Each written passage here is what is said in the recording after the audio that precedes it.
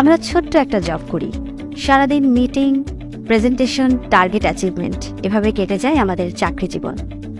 জবটা ছোট হলেও সবার চেষ্টায় তৈরি হয় বড় কিছু।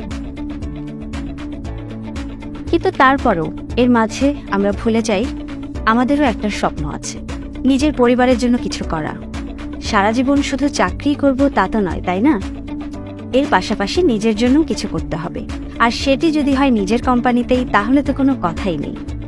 বাস্তবতা, ভবিষ্যৎ আর আস্থা, এই তিনটে পেয়েছি বলেই আজ আমি আমাদের এই হোটেল প্রজেক্টের একজন অংশীদার।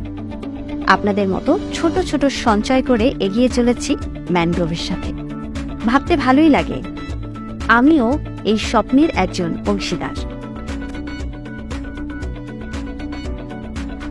আর আমিও একজন হোটেল ওনার।